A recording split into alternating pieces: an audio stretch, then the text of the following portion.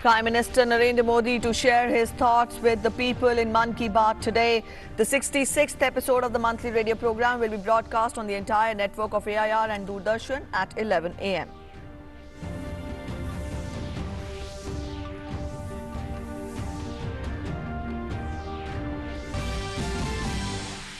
After Rajasthan, swarm of locusts threatened the skies of Delhi, Haryana, Uttar Pradesh, 3 districts of Delhi on high alert. Delhi government issues advisory.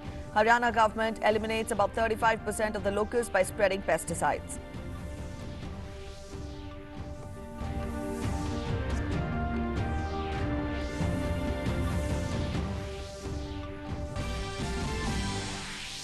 In Assam, 18 lives lost due to floods. Heavy downpour in the last 24 hours. Over 4.5 lakh people affected due to floods in 25 districts. Relief measures underway.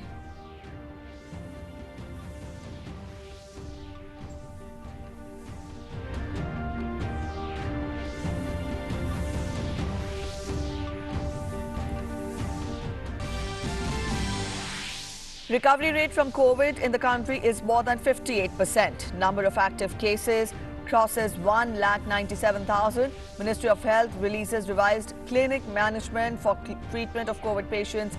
Steroid dexamethasone approved as the treatment.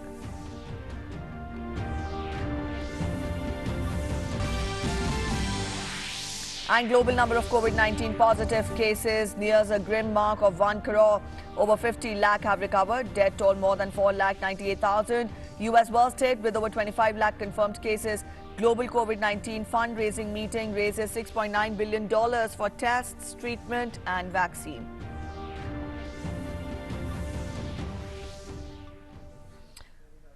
Good morning, you're watching DD News and I'm Preeti presenting the Bulletin. Our top story first. Prime Minister Narendra Modi will share his thoughts with the people in the country and abroad in his Mann Ki Baat radio program at 11 a.m. today. It will be the 66th episode of the monthly radio program. It will be broadcast on the entire network of AIR and Doordarshan and will also be streamed live on the YouTube channels of AIR, DD News, PMO and Information and Broadcasting Ministry. AIR will broadcast the program in regional languages immediately after the Hindi broadcast. The regional language versions will be repeated at 8 in the evening.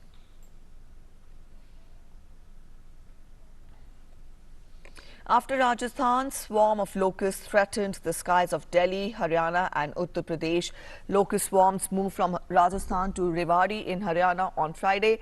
Swift control operations were launched. However, leftover locusts again regrouped and the swarm divided into 3 groups, one of which moved towards Gurugram and from there to Faridabad and onwards to Uttar Pradesh. Another locust swarm moved towards Dwarka in Delhi, from there to Daulatabad, Gurugram, Faridabad, and this swarm has also entered Uttar Pradesh. The third group was seen in Palwal in Haryana and has also moved towards Uttar Pradesh. As of now, no locust swarms are spotted in any city areas. The Delhi government has issued advisory. Haryana government swung into action and issued an alert across many districts of the state. Haryana government has also eliminated about 35% of locusts by spraying pesticides.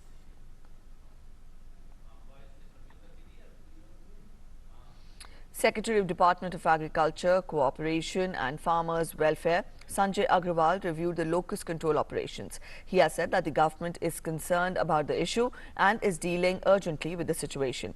The centre is in close touch with the affected states and an advisory has been issued. 15 sprayers will start arriving soon from Britain. Drones will be used to spray pesticides on tall trees and inaccessible places for effective control of locusts, while plans are afoot to deploy helicopters for aerial spray.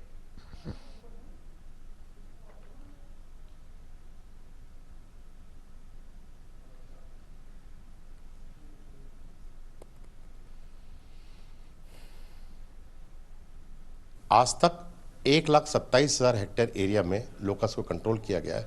Bharat सरकार टीमों द्वारा और राज्य सरकार के समन्वय लेते हुए किया गया है। करीब 45 स्वयं जो 55 आए थे पूरी तरह खत्म हो गए हैं और 10 डिफरेंट विधा में हैं। जो आज ये गुरुग्राम के आसपास आया था और टच हुआ था, ये स्वयं 25 तारीख को 4 किलोमीटर बाय 2 किलोमीटर का एंटर किया था झुंझुनू जिले में। इसकी व्यवस्था ये होती है कि रात को बैठता है स्वयं पूरा, और जहाँ पे बैठता है रात को 8 बजे फिर हम लोग सारा प्लान करते हैं कि कहाँ पे कंट्रोल व्यवस्था की जाए। And up next, we'll take a look at the several steps which are being taken by the central government and the governments of the affected states to strengthen the capacity of locust control.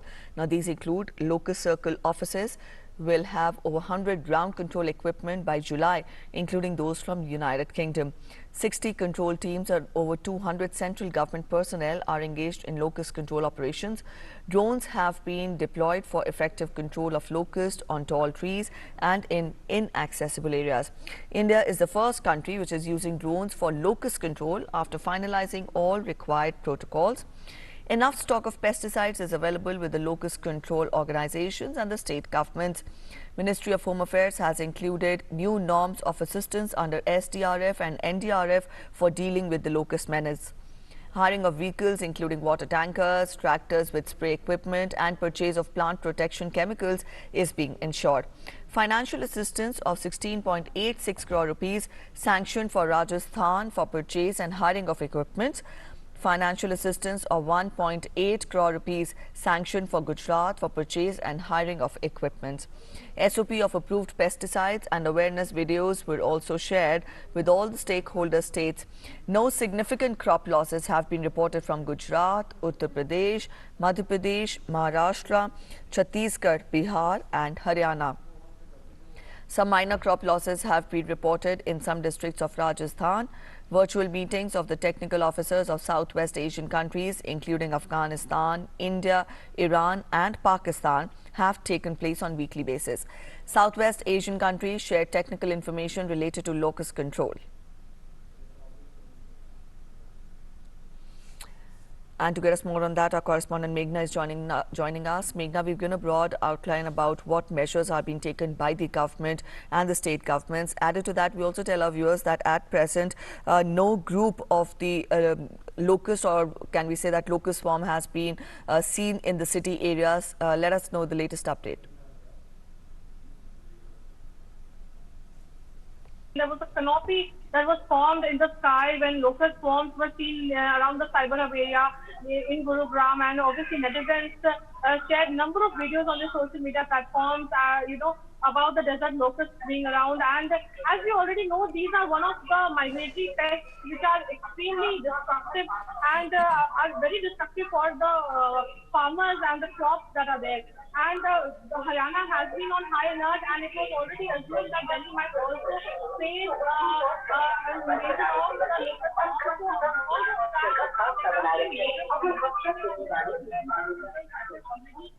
in place, and there was also high-level emergency meeting that had taken place, alerting all the areas here in Delhi, because there were some borders like Prasar Bharati, the areas where had seen spotted some forms of locusts around. So all these things, preventive measures had taken. South Delhi, Southwest Delhi and West Delhi have been alerted. The DM have been alerted, SDM and the MCD has been alerted there and around that area. Also, Peter, I would like to tell you that one major thing important here is there are some areas which have crops, farmlands here around in Delhi, be it Najafgarh, Narela, or the Yamuna food plains, which are actually having the organic farming, have farm produce, have horticulture. So these are the soft targets in case the locusts manage to invade in Delhi. And so these are the soft targets. But besides that, there are also the coexisting plantations and greenery, the habitats in which we coexist, the urban areas in which we coexist. So if in case there is an invasion, these areas, these plantations will also be hampered. So because of that, all measures are being taken. And also malathion and the other organophosphate pesticides, the use of pest control have been procured in ample amounts so that all of the situation can be combated. People have been asked to keep their windows shut. People have also been asked to actually cover their plants if their plants are outside. So all these precautionary measures have been asked to be taken. And also there are not only the drones, as we said that there are drones which have been deployed in several areas areas for aerial sprinkling of the pesticide. But also there are prototypes of made in India sprinklers, sprayers that have been used as pilot projects also, which have also been found effective. And it is extremely important that these pesticide spraying is being done at night after the sundown, because in the morning these locusts generally travel quite far, and after that in the night when after the sundown they actually find surfaces onto rest, be it rooftops, be it plants,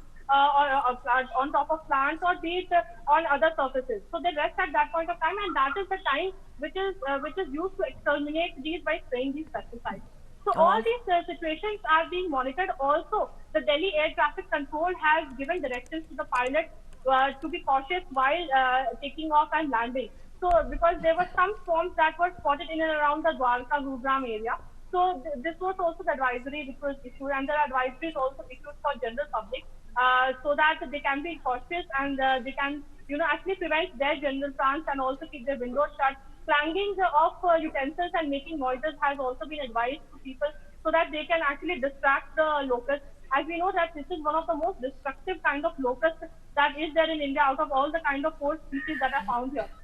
So all the preventive precautionary measures are in place, but the wind velocity and the wind direction has moved it towards Palwal in Haryana, or moved it towards Uttar Pradesh. But we cannot deny the fact that there was an assumption that it might just invade into Delhi. So all preparations are being taken care of. Control rooms have also been formed to actually monitor the movement of the locusts, and also to actually understand where the sprinkling is done and at what time. All right, Meghna, thank you so much for joining us with those inputs and also telling us more about the efforts which are being made by the central government along with the state governments in helping curb the menace which is being witnessed by the due to the locust swarms. We'll keep you updated. Let's get to other news now. Assam has been receiving heavy rainfall since last few days. 21 districts in Assam have been hit by floods due to heavy downpour in the last 24 hours. Assam State Disaster Management Authority has said that the number of flood-affected persons in Assam rose to 4,62,777 on Saturday, and 2 more human lives have been lost in Gwalpara district in last 24 hours. A total of 18 persons have died in Assam during this wave of floods, which began from 22nd of May. Dhemaji is the worst hit district in this spate of floods, as 99,116 people are feeling the wrath of the waters. A total of 1,289 villages across the 21 districts of Assam, including Dhemaji, Lakhimpur, Kamrup, Udalguri, Darang and Baksa, have been affected. State government has set up relief camps throughout the state to deal with the situation. 19,496 inmates are taking shelter in 132 relief camps set up across the state. Crop area of 37,313.14 hectares is flooded, according to the reports.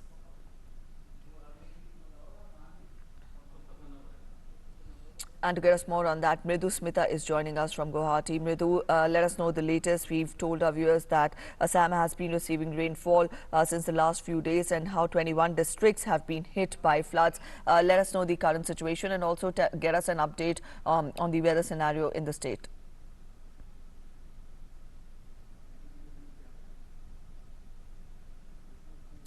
Mridu, if I'm audible to you. Yes, I am. Hello. Yes, please continue. Yes. Let us know an update on the relief measures, and also how has the Met Department predicted weather and the rainfall in the next few days? Yes, Preeti, since there has been rain since last few days, and there has been continuous rain for heavy rainfall throughout Assam, and because of which the various rivers, including Brahmaputra, is flowing over danger level mark, especially in Nimati Ghat, that is in Jorhat, and areas like in Guwahati, Kamrup metropolitan city, that where the Brahmaputra level is quite high, it's flowing over danger level mark, and because of which the city of Guwahati is underwater, and there has been various incidents of landslides as well around the city, and in fact districts like the Dima Hasao and Kamrup rural also has been hit by various landslide incidents due to the continuous rain that has been going on here in Assam.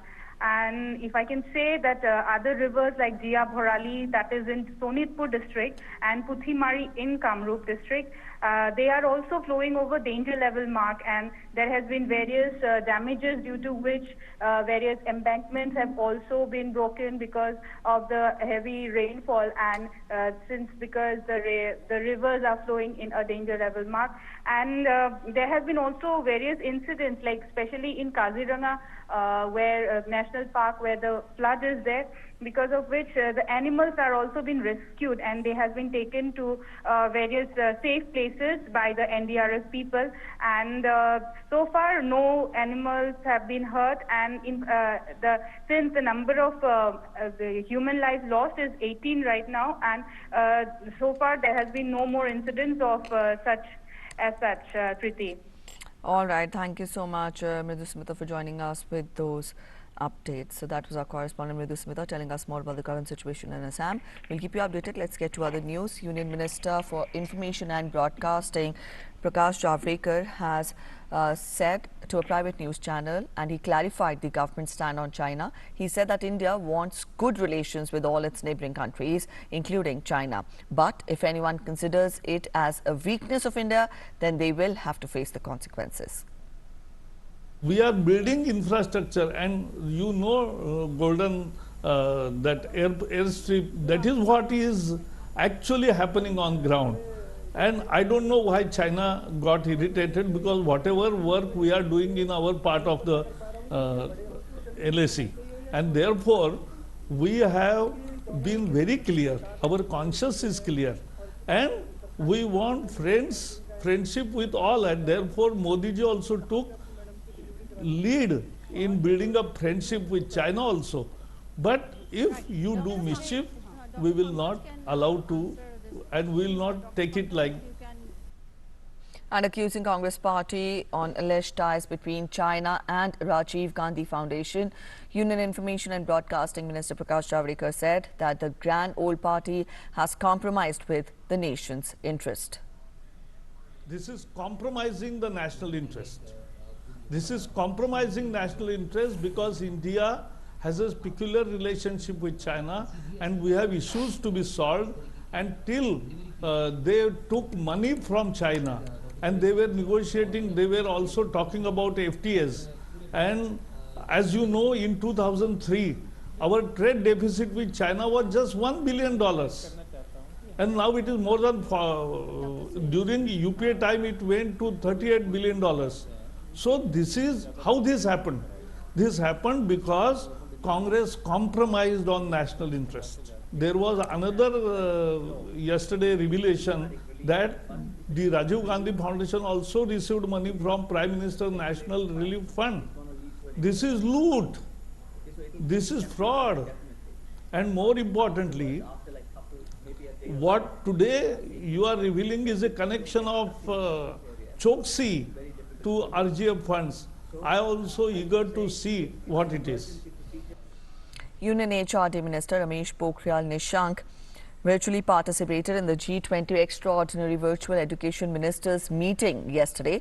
The special session was convened to discuss the effects of COVID-19 pandemic on the education sector.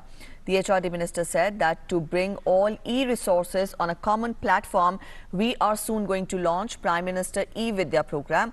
All educational e-resources will be brought on one platform under the concept of one nation, one digital program. Further, there will be one dedicated television channel per grade for classes 1 to 12 to provide quality educational material benefiting over 25 crore school children. Also, 100 top-ranked universities in the country are soon going to start full-fledged online programs. सभी online संसाधनों को एक और मजबूती प्रदान की जा रही है। प्रधानमंत्री ई विद्या के तहत वन नेशन वन प्लेटफॉर्म और वन क्लास वन चैनल अवधारणा के तहत सभी छात्रों एवं दिव्यांगजनों का ऑनलाइन पाठ्यक्रम उपलब्ध कराने का सुनिश्चितता की जा रही है। Up next, we'll take a look at the impact of coronavirus on the country. The total number of recovered COVID-19 cases has fast outgrown the number of active COVID-19 cases. The difference between recoveries and active cases has exceeded 1 lakh. Currently, the recovered cases have exceeded the active cases by 1,06,000. 99,661, while the number of active cases stands at 2,03,051. The number of cured cases is 3,09,712. Now, with this encouraging status, as a testimony to the ramped-up testing facilities, India now has 1,026 diagnostic labs dedicated to COVID-19. This includes 741 in the government sector and 285 private labs. The total number of samples tested up to 27 June is 82,27,802.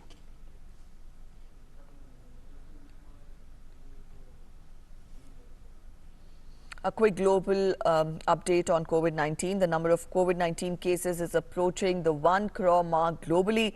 It has reached 99.53 lakh. At least 4,98,178 fatalities have been recorded due to COVID-19 worldwide. The US continues to lead the world in COVID-19 cases with more than 25.08 lakh confirmed cases and over 1.25 lakh deaths. Brazil is the second most infected country of the world with over 13.13 lakh cases, while Russia stood at the third position with 6.26 lakh cases.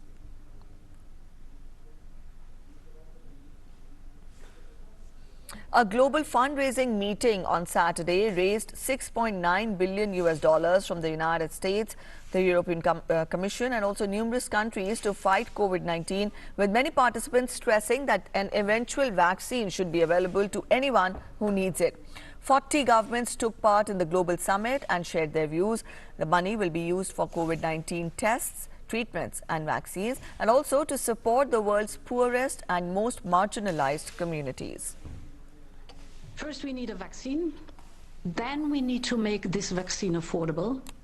And for that, I'm trying to convince high-income countries to reserve vaccines not only for themselves, but also for low and middle-income countries. And this is what our campaign, Global Goal, Unite for Our Future, is all about. This is a stress test for solidarity. And this event here gives me hope. And as the United States recorded the largest single-day increase of new cases of COVID-19, Texas and Florida bars and restaurants were slapped with new restrictions. In a reversal of his early moves to relax restrictions, Texas governor has ordered bars across the state to close and required the restaurants to limit indoor seating capacity to 50%. In an attempt to combat infections, mayor of a Houston suburb imposed an overnight curfew from 10 p.m. to 5 a.m. every night until further notice. Florida, another state that reopened its economy relatively quickly, told bar owners in the state to immediately stop serving alcohol on their premises. Florida on Saturday once again shattered its record for daily COVID-19 cases with 9,585 confirmed infections. In a bid to unwind the emergency measures enforced to stop the spread of COVID-19, British government has released new travel advisory allowing all essential travel outside Britain. The government has also renounced 14-day quarantine for the countries it deemed to be at low risk for the pandemic. Now, according to the new eased measures, British government will categorize nations into green, amber and red, out of which passengers arriving from only the red zone countries will have to quarantine themselves for 14 days. The death toll in the country from COVID-19 is more than 43,590, while the number of cases has increased 3,11,720.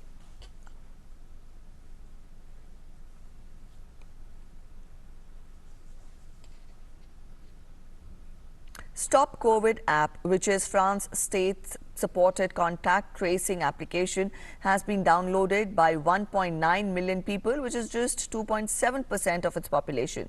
France's Digital Affairs Minister Cedric O said that people are uninstalling this app, which could be explained as being less afraid from the pandemic. Launched on June 2nd in order to contain the spread of coronavirus, the app warns users if they have come into contact of any infected person from COVID-19. The death toll from the virus in France is more than 29,780, with the number of cases crossing 1,99,470. That's it in this edition of the News This Hour. Thanks for watching. Namaskar.